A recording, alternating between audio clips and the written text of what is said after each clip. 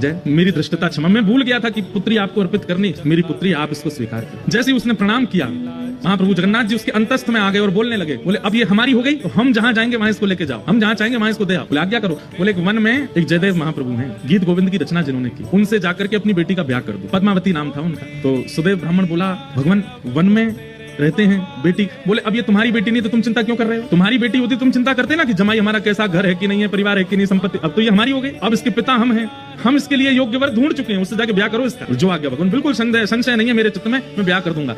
जाते जाते जगन्नाथ महाप्रभु, सुनो तुम अपनी बेटी लेकर के संबंध कराने आए, ऐसा बिल्कुल मत बोलना, ये कहना महाप्रभु जगन्नाथ जी ने भेजा है और उन्होंने ही आज्ञा की है कि आपको इनसे ब्याह करना पड़ेगा। सुदेव ब्राह्मण अपनी पुत्री पद्मावती को लेकर के पहुंचे। श्री जयदेव महाप्रभु एक वृक्ष के नीचे बैठे थे, तो प्रणाम किया। जयदेव महाप्रभु, कहिए भगवान कैसे आना हुआ? बोले भगवान आप सुयोग्य हैं और मेरी बेटी आपके बिल्कुल योग्य है, मैं अपनी पुत्री का आपसे विवाह करने के लिए आया हूं। और ये मैं अपनी पुत्री का विवाह करने इस भाव से नहीं आया कि मैं इनका पिता हूं। महाप्रभु जगन्नाथ जी ने मुझे स्वप्न